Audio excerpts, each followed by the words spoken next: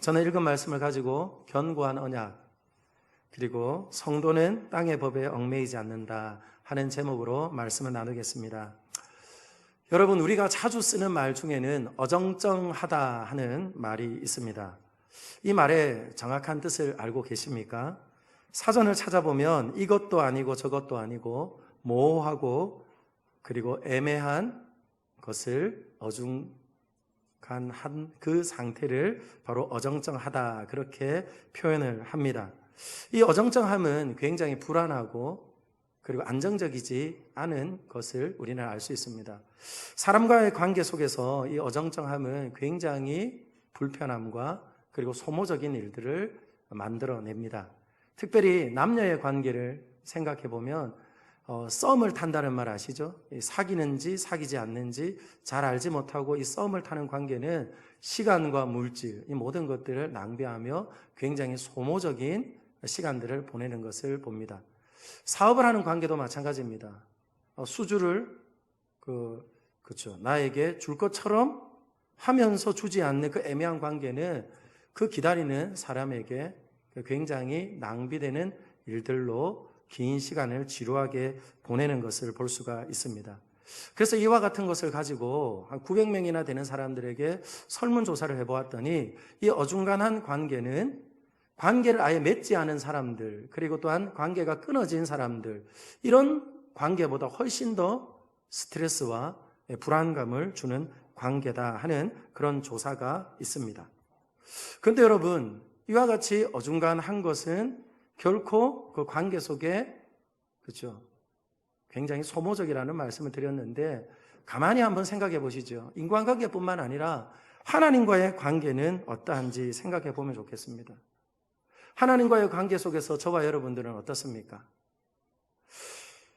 믿음에 확고히 선 것도 아니고, 혹은 그렇다고 해서 파선해서 주저앉은 것도 아니고, 믿음을 꽉 붙들은 것도 아니고, 믿음에서 떠난 것도 아니고, 믿음의 자리는 앉아 있지만 우리의 믿음의 대상인 하나님과 친밀한 것도 아니라면 어쩌면 저와 여러분들은 그죠, 어정쩡한 관계 속에서 믿음의 삶을 살아가고 있는 것은 아닐까, 다시 한번 생각해 보면 좋겠습니다.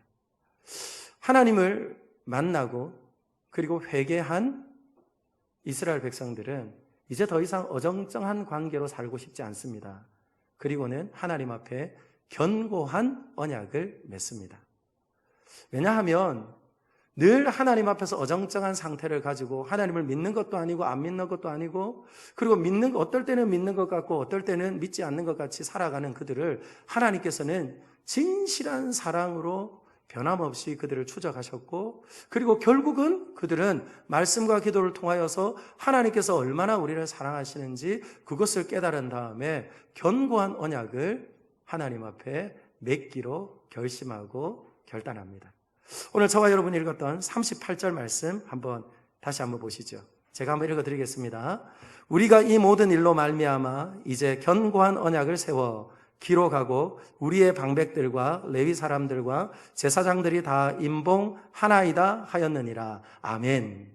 오늘 읽었던 말씀에 보니까 견고한 언약이라는 말이 있지요.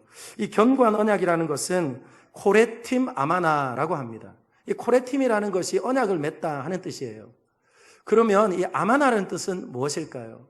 이 아마나라는 뜻은 진실되게, 그리고 확실하게, 진정으로라는 뜻이 있는 것이 아마나라는 단어입니다.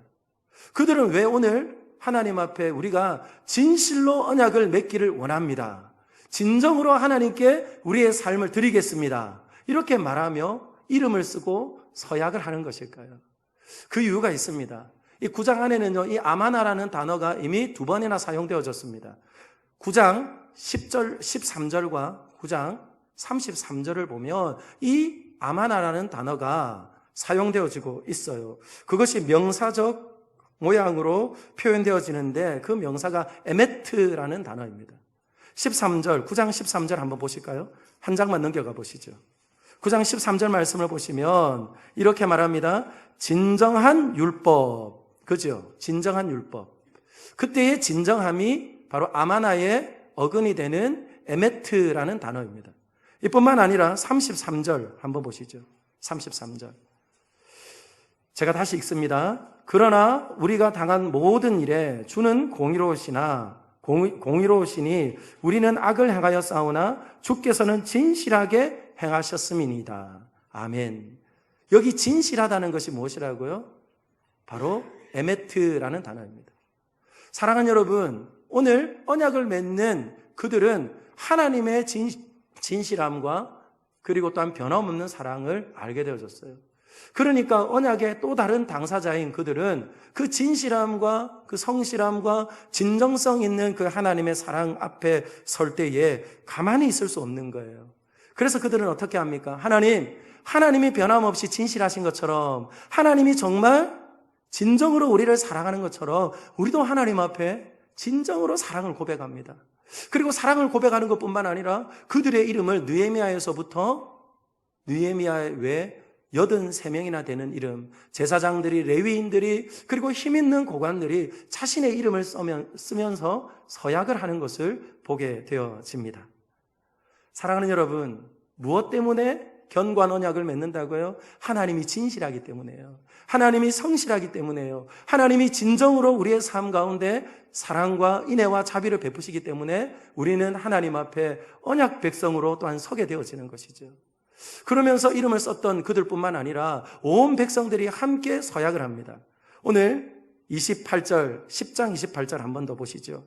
10장 28절에 보면 29절 말씀 같이 한번 읽어보겠습니다. 시작. 다 그들의 형제 귀족들을 따라 저주로 맹세하기를 우리가 하나님의 종 모세를 통하여 주신 하나님의 율법을 따라 우리 주 여호와의 모든 계명과 규례와 율례를 지켜 행하여 아멘.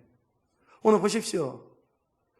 하나님 앞에 서약한 이들이 있을 뿐만 아니라 그리고 또한 그 서약에 동참되어지지 않았던 또 다른 제사장들과 레위인들과 그리고 또한 하나님의 말씀을 알아들을 만한 총명을 가진 그 모든 이들이 서약을 하고 맹세를 합니다.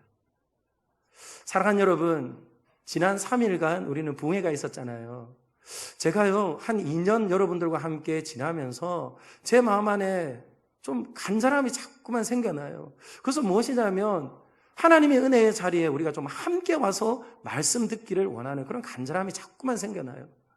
왜냐하면 2년 동안 지나면서 특세도 하고 부흥회도 해보고 그리고 또한 가지가지 일들을 하는데 참여하지 않는 이들이, 그렇죠? 안타깝게도 얼마나 될까요?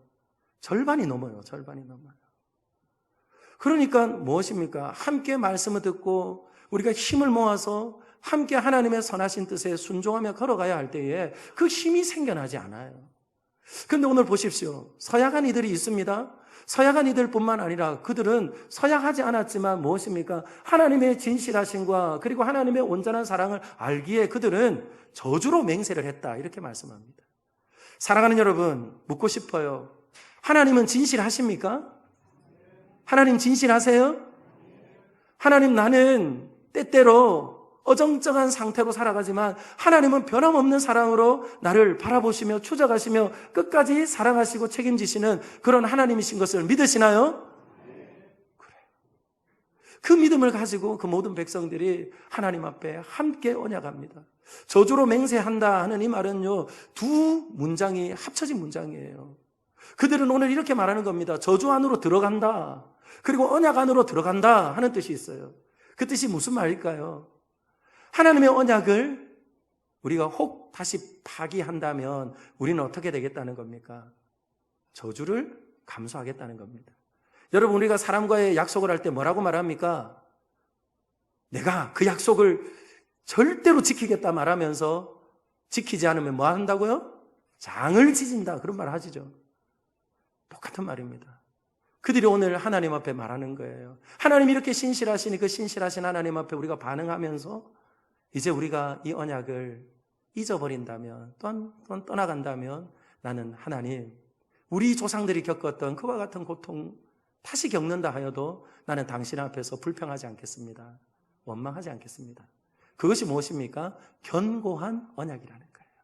그러면 오늘 저와 여러분이 읽었던 이 말씀은요, 사실 39절까지 보면 세 가지의 결단이 있습니다.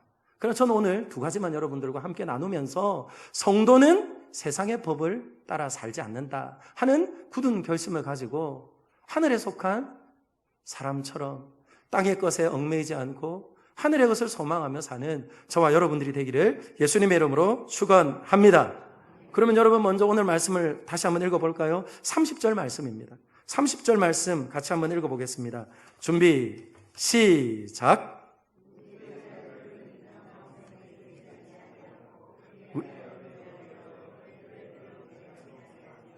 아멘. 뭐라고 말씀합니까? 서로 이방인과 통혼하지 않겠다는 말입니다. 사랑하는 여러분, 이것은 무슨 말인가요? 관계죠, 관계. 그렇다면 오늘 이 말씀은 우리에게 어떻게 들려집니까? 외국인과 결혼하지 말라는 말인가요? 아니면 어떤 말일까요? 오늘 이 말씀을 우리가 받을 때에 성경의 전체적인 맥락 안에서 우리는 받아야 합니다. 여러분, 모세는요, 구스 여인을 아내로 취했어요. 구스 여인은 피부색이 다른 여인, 이방 여인입니다. 그리고 또한 예수님께서 오셨던 그 족보를 보면 이방인들이 있어요. 그런데 여러분, 그렇다면 오늘 이 말씀은 어떤 말씀이겠습니까? 바로 차별하시는 하나님이 아니라 구별하시는 하나님이라는 거예요. 무엇을 따라 구별하신다고요? 신앙을 따라 구별하시는 거예요. 그리고 또한 하나님을 믿고 따르는 믿음 안에서 구별되어지는 것을 보게 되어집니다. 여러분, 룻은 누구입니까? 하나님의 총회에 들어올 수 없는 모압 여인이었잖아요. 우리 룻기 말씀을 읽으면서 그런 여인이었지만 그 여인이 어떻게 되었습니까? 하나님의 은혜를 입고 그리고 또한 예수님의 조상이 돼요. 왜냐하면 그는 이렇게 고백합니다. 모든 것을 다 잃어버리고 이제는 너의 고향으로 돌아가라. 나는 다시 내 고향으로 돌아가겠다고 말하는 그 시모의 말 앞에 이렇게 말합니다. 어머니의 하나님이 나의 하나님입니다. 그리고 또한 어머니가 믿는 하나님이 또한 나를 평생에 인도하시는 하나님입니다. 그 믿음의 고백이 있을 때 어떻게 되는 거예요? 그는 모압과 단절하고 어디로요? 이스라엘 백성 가운데 속하여지고 그리고 또한 영원한 언약의 백성이 되더라고요. 기생 라합은 어떻습니까? 기생 라합은 파죽 지세와 같이 몰려오는 이스라엘 백성들의 소식을 듣고 그는 이렇게 말합니다. 하늘 위에도 땅 위에도 너희들이 믿는 하나님과 같은 분이 없다. 그렇게 말하면서 그 하나님이 나의 하나님이라 신앙하며 고백하며 뭐 되어졌어요? 이스라엘 백성이 되어지는 것을 보게 되었습니다. 그러므로 여러분, 오늘 이 말씀은 어떤 말씀입니까? 오늘 그들은 하나님의 말씀 앞에 서고 그리고 또한 하나님의 은혜를 경험한 다음에 그들의 기준을 새롭게 하는 거예요. 무엇입니까? 세상의 기준에 따라 살지 않겠다는 겁니다. 그들은 일찍이 돌아왔던 사람들이 이미 그곳에 있습니다. 100여 년 전에 돌아왔어요. 그곳에서 살려고 하니까 무엇 한다고요? 이방인들과 서로 관계를 맺고 그리고 통혼하면서 그들이 먹어야 되는 것, 입어야 되는 것, 이 모든 것들을 해결하기 위해서 호구지책으로 그와 같은 삶을 삽니다. 그러나 그것이 얼마나 하나님 앞에서 그렇죠, 옳지 않은 일인지 발견되어지면서 그들은 다시금 돌아가는 것이죠. 그러므로 여러분, 회복은 무엇일까요? 새로운 것이 우리에게 주어져야 하는 것일까요? 아닙니다. 무엇입니까? 하나님의 말씀으로 돌아가고 하나님의 말씀이 새롭게 깨달아질 때에 뭐 되어지는 겁니까? 우리 안에 굳은 결심과 결단뿐만 아니라 하나님을 향하여서 우리의 삶의 걸음이 순종의 걸음으로 나아가는 줄 믿습니다. 그러면 하나님께서 이미 그들에게 주셨던 말씀이 무엇일까요? 출애굽기 34장 16절 말씀을 보면 이렇게 말씀합니다. 또 내가 그들의 딸들을 내 아들들의 아내로 삼음으로 그들의 딸들이 그들의 신들을 음란하게 섬기며 내 아들에게 그들의 신들을 음란하게 섬기게 할까 함이니라. 아멘. 무슨 말입니까? 단순히 결혼의 문제가 아니라는 겁니다. 단순히 먹고 사는 문제가 아니라 그 뒤에는 무엇이 있습니까? 이스라엘 백성들을 좌지우지할 수 있는 신앙의 문제가 함께 연결이 되어져 있다는 거예요. 그러면 여러분, 신약시대를 살아가는 우리는 어떻게 살아가야 하겠습니까? 오늘 이 말씀은요, 굉장히 어려운 말씀입니다. 어려운 말씀입니다.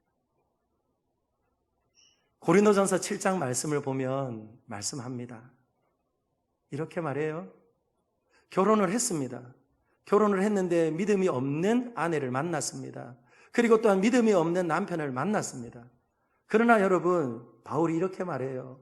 믿음은 없지만 내가 당신을 너무 사랑합니다. 그래서 당신과 나는 헤어질 수 없습니다. 그런 사람 어떻게 해요? 받으래요. 그리고는 버리지 말랍니다. 왜요? 왜요? 믿음 있는 아내와 믿음 있는 남편을 통하여서 무엇 할 수 있다고요? 믿음 없는 그를 믿음의 사람으로 세울 수 있기에 무엇 하는 것입니까? 결혼하여 받았다면 어떻게 해요? 그들을 믿음으로 권면하고 세우라는 거예요. 사랑하는 여러분, 무슨 말씀일까요? 다시 말씀을 드립니다. 이스라엘 백성들에게 오늘 하나님께서 다시 구약으로 돌아와 오늘 하시는 그 말씀은 바로 세상의 기준을 따라서 선택을 하며 살아가게 되어진다면 결코 하나님의 백성답게 살아갈 수 없는 자리에 선다는 거예요. 그래서 이 결혼의 문제는 단순히 사람과 인연을 맺는 것이 아니라 무엇입니까? 하나님과의 관계와 직접적인 관계가 있다는 거죠. 그래서 하나님께서는 우리에게 이렇게 말합니다. 하나님은 신랑이시고 그리고 우리는 무엇이라고요? 신부라고 말해요.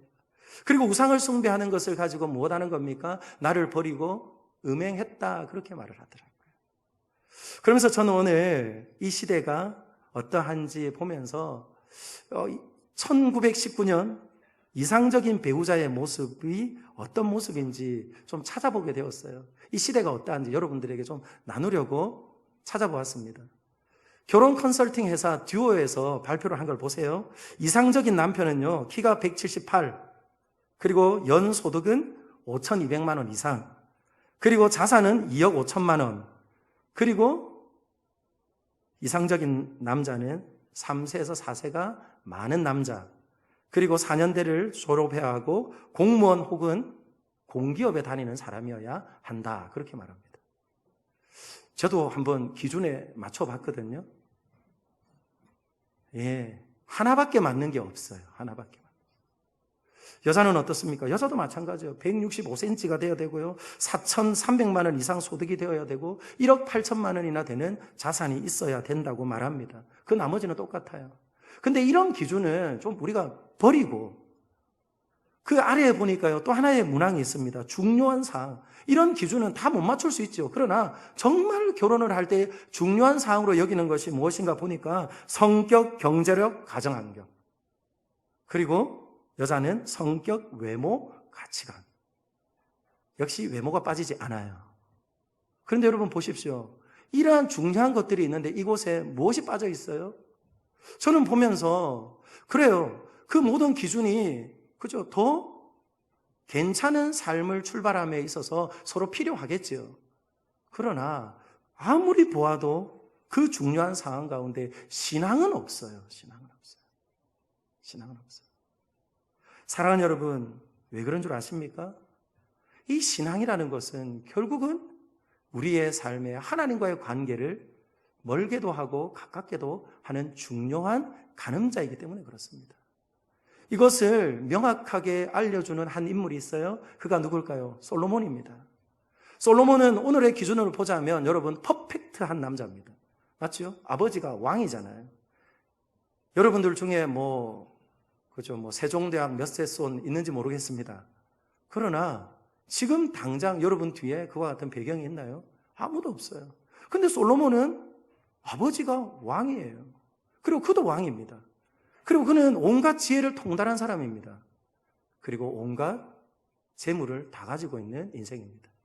그러니 이게 누가 맞을까요? 그래서 아내를 데리고 옵니다. 열왕기상 11장에 보면 아내를 데리고 오는데 퍼펙트한 여자를, 세상의 기준에 퍼펙트한 여자를 찾아요. 누굴까요? 바로의 딸을 데리고 옵니다. 바로의 딸. 미스 애굽진 바로의 딸을 데리고 옵니다. 그리고 나서 줄줄이 그와 같은 왕의 딸들을 데리고 오는데 모압과 암몬과 에돔과 시온과 헷 이와 같은 사람들을 데리고 와요. 그런데 하나님께서 그에게 말씀하십니다. 열왕기상 11장 2절 말씀을 보면 여호와께서 일찍이 이 여러 백성에 대하여 이스라엘 자손에게 말씀하시기를 너희는 그들과 서로 통혼하지 말며 그들도 너희와 서로 통혼하게 하지 말라. 그들이 반드시 너희의 마음을 돌려 그들의 신들을 따르게 하리라 하였으나 솔로몬이 그들을 사랑하였더라. 아멘. 사랑하는 여러분, 처음에 솔로몬 누굴 사랑했습니까? 누굴 사랑했어요? 하나님 사랑했잖아요. 그죠? 하나님 사랑했어요. 뭘 줄까라고 말했더니 그가 이렇게 말합니다. 하나님, 나는 어립니다. 그래서 하나님의 백성을 내게 주셨으니 그 백성 잘 다스릴 수 있도록, 그리고 잘 돌볼 수 있도록 하나님께 듣는 마음을 주세요. 백성들에게 듣는 마음을 주세요. 그의 초점이 하나님께 맞춰져 있었어요. 그런데 이와 같은 정략 결혼과 그리고 또한 세상의 풍조를 따라서 결혼하면서 그의 삶은 점점 어디로요? 곤두박질 치는 것을 보게 되어집니다. 더 심각하고 더 놀라운 이야기는 여러분 9절에 있어요. 열왕기상 9절 말씀을 보면 11장 9절 말씀을 보면 하나님께서 솔로몬에게 나타나셨어요. 몇 번 나타나셨을까요? 2번이나 나타났습니다. 그런데도 불구하고 솔로몬은 다른 신을 쫓아갔다. 그렇게 말씀하세요. 사랑하는 여러분, 오늘 이 말씀이 저와 여러분들에게 주시는 분명한 교훈은 무엇입니까? 이 시대를 살아가면서 우리에게 필요한 관계들이 많습니다. 맞죠? 그래서 우리는 여러 가지 인간관계들을 맺으며 살아가야 합니다. 그러나 제일 먼저 저와 여러분들이 점검해야 되는 관계가 있어요. 그 관계가 무엇입니까? 하나님과의 관계인 줄 믿습니다. 그래서 오늘 그들은 하나님과의 관계가 정말 씹힐줄처럼 끊어질 듯 말 듯 연결되어 있는 이 관계의 줄을 이제 다시금 튼튼하게 하면서 그것으로부터 시작되어지는 하나님의 은혜와 긍휼과 자비와 능력을 경험하기를 소망하면서 견고한 언약을 맺는 거예요. 그러므로 여러분, 저는 오늘 이 시간 여러분들에게 믿음으로 권합니다. 이것은 단순히 결혼의 문제를 말하는 것이 아니에요. 저와 여러분들의 삶 가운데 하나님과 멀어지게 하는 관계가 있다면 하나님 관계보다 더 중요하지 않은 것을 믿고 사랑하는 여러분, 하나님이 우리를 신실하게 추적하며 사랑하시며 돌보시는 그 신실하심을 믿고 저와 여러분들도 신실함과 진정성 있음과 그리고 진실하심을 가지고 하나님을 만나고 의지하는 저와 여러분들이 되기를 예수님의 이름으로 축원합니다. 사랑하는 여러분, 묻고 싶어요. 번개를 맞을 확률이 여러분 얼마나 되는 줄 아십니까? 500만 분의 1입니다. 저는 수학자가 아니기 때문에 500만 분의 1이 일어날 수 있는지 없는지 전 잘 모르겠어요. 그러나 굉장히 희박합니다. 그런데도 불구하고 우리는 어떻습니까? 번개만 바방 치면 그 번개가 나한테 떨어질 것처럼 깜짝 놀라고는 이불을 뒤집어 쓰고 아이들은 엄마 품에 들어가요. 그러면 여러분, 로또에 당첨될 확률은 얼마나 될까요? 번개를 맞을 확률보다 더 희박합니다. 650만 분의 1이래요. 그런데도 우리는 어떻습니까? 좋은 꿈이라도 꾸고 그리고 좋은 일이 있을 것 같으면 꼭 이걸 사면 될 것처럼 여기면서 로또를 사요. 그런데 여러분, 됩니까? 안 됩니까? 번개를 맞을 확률보다도 안 되는 거예요.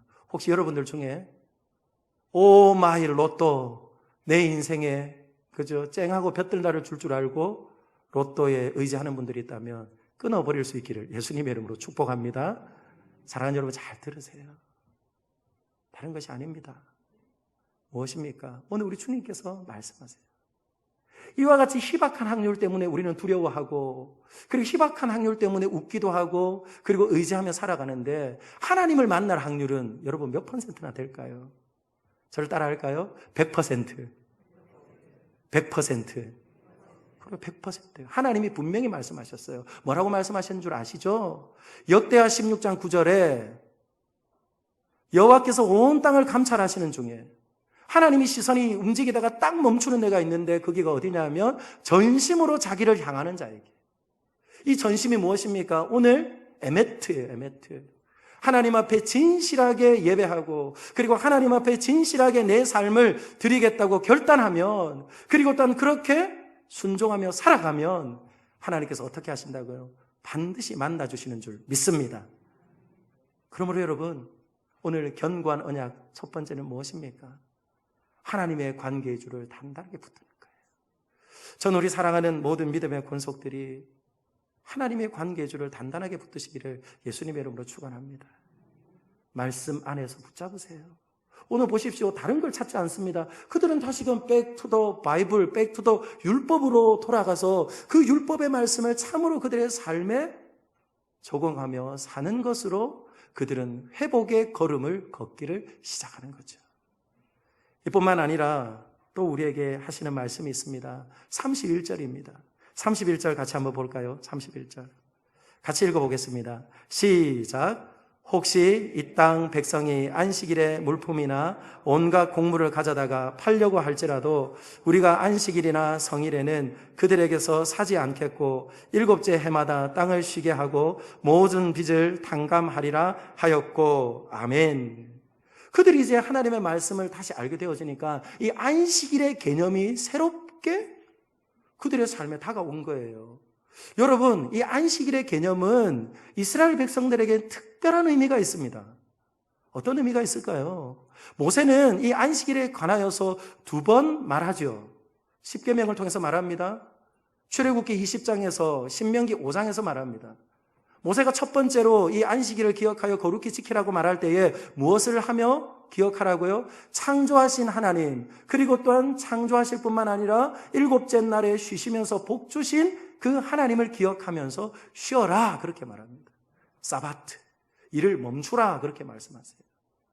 사랑하는 여러분, 이건 어떻게 가능한 일입니까? 창조의 하나님을 믿는 믿음이 없이는 하던 일을 멈출 수가 없어요. 멈출 수가 없습니다. 그래서 그들은 하나님의 언약하신 말씀을 깨달은 다음에 그들은 하나님, 우리가 이제는 멈추겠습니다.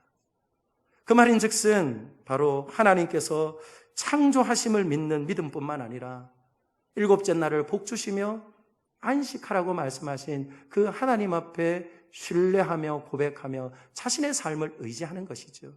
그러므로 여러분, 안식일을 기억하여 지키지 않는 것은 그냥 하루 건너뛰는 것이 아니에요. 무엇입니까? 자신의 삶에 있어서 창조주 하나님을 거절하는 것이고, 그리고 또한 스스로 자신의 인생을 개척해 나갈 수 있는 바로 내가 하나님이 되는 그죠, 불신앙의 모습이 이와 같다는 겁니다. 그러므로 여러분, 저는 우리 사랑하는 모든 믿음의 식구들이 창조의 질서를 따라 하나님께서 6일 동안 일하게 하셨다면 하나님께서 또한 쉼을 주심을 믿고 하던 일을 멈추고 하나님 앞에 나와 예배할 수 있는 하나님의 사람들이 되기를 예수님의 이름으로 축원합니다. 그리고 또 한 가지 그들에게 의미가 있어요. 그것은 무엇입니까? 그들이 다시금 포로 생활하다가 돌아왔잖아요. 그리고 또 애굽에서 그들이 구원을 받았잖아요.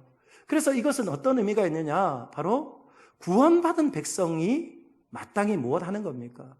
하나님의 그 구원의 감격과 기쁨 안에서 하나님을 예배하고, 그리고 또한 하나님과의 친밀한 관계 속에서 쉼을 얻는 시간이 바로 안식일이 그들에게 주어진 이유라는 거예요. 사랑하는 여러분, 그들은 애굽에 있을 때요, 쉼이 없었습니다. 그래서 여러분 한번 생각해 보세요. 여러분의 삶에 쉼이 없는 분들 있으세요? 쉼이 없는 분들 있으세요? 잘 생각해 보십시오. 쉼이 없다면 여러분들은 지금 일을 여러분들이 드라이브하고 있습니까? 아니면 일이 여러분들을 드라이브하고 있습니까? 생각해 보셔야 해요. 그들은 쉬고 싶어도 노예로 있을 때는요, 쉬지 못했습니다. 쉬는 것은 상상도 못했어요. 그래서 그들은 쉬지 않고 일할 수밖에 없는 고역을 겪으며 살았습니다. 그런데 하나님께서 그들을 건지셨잖아요. 그리고는 이제는 무엇 하셨습니까? 그들을 종이라 하지 않고 하나님의 백성이라 하고 하나님의 아들이라 말하고, 그리고 또한 그들의 삶에 주인 되신 하나님으로 인하여서 다시는 종의 멍에를 지지 않고 살아도 되는 그런 존재로 만들었다는 거예요. 그러니까 여러분, 그들은 무엇 하는 겁니까? 하나님의 구원의 감격을 가지고 하나님 앞에 나아가서 예배하는 거예요. 사랑하는 여러분, 오늘 이 예배는 어떤 예배입니까? 저와 여러분들에게, 오늘 신약을 살아가는 저와 여러분들에게서 이것은 또한 어떤 의미가 있습니까? 오늘 이스라엘 백성들이 안식일의 개념과 안식년의 개념을 다시금 발견하고 그 모든 것들을 물질의 손해를 감수하고 쉰다는 것은, 사랑하는 여러분, 창조의 하나님을 신앙할 뿐만 아니라 구속하신 하나님을 온전히 믿고 신앙하는 그 신앙의 결단이 오늘 그곳에 묻어나는 거예요. 그러면 오늘 신약 시대를 살아가는 우리에게는 이것이 어떤 의미입니까? 저와 여러분들을 향하여서 골로새서 3장 1절은 우리에게 이렇게 말합니다. 그러므로 너희가 그리스도와 함께 살리심을 받았으면, 사랑하는 여러분, 저와 여러분들이 예수 그리스도와 함께 죽고 살리심을 받은 존재인 것을 믿으시면 아멘. 그러면 오늘 이렇게 말합니다. 위의 것을 찾으라. 위의 것을 생각하고 땅의 것을 생각하지 말라. 여러분이 생각한다는 것이 무엇인 줄 아세요? 생각한다는 이 말은 영어로 표현하면 마인드입니다. 마인드. 이 의지가 담겨 있는 거예요.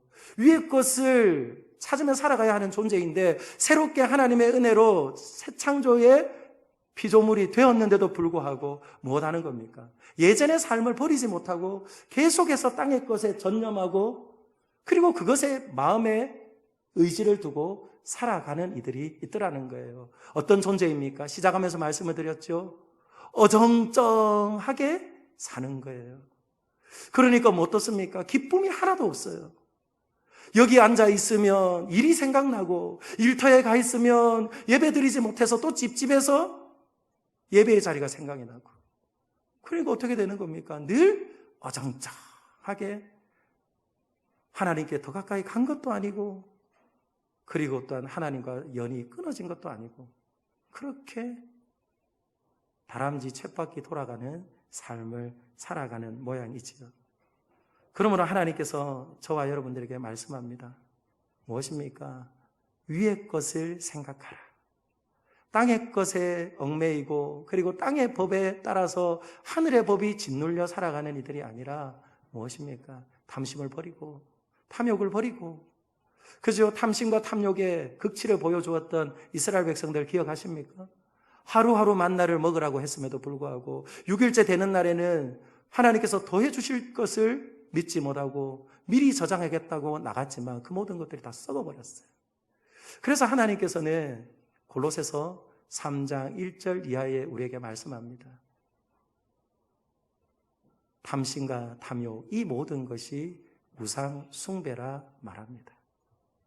그러므로 저는 오늘 이 시간 우리 사랑하는 믿음의 식구들에게 우리 주님께서 말씀하십니다. 저와 여러분들은 성도예요. 저와 여러분들은 구별된 사람들입니다. 어제까지는 어떻게 살았는지 모르지만 하나님 앞에 말씀 앞에 서고 또 하나님의 말씀을 들을 때마다 우리는 또 다시 한번 하나님의 말씀으로 우리의 정체성을 발견하게 됩니다. 그렇다면 또 한번 내가 어떤 존재인지 아는 것으로 끝내지 말고 하나님께서 우리를 부르신 그 귀한 목적대로 살아갈 수 있는 하나님의 사람들, 그런 믿음의 권속들이 되기를 예수님의 이름으로 축원합니다.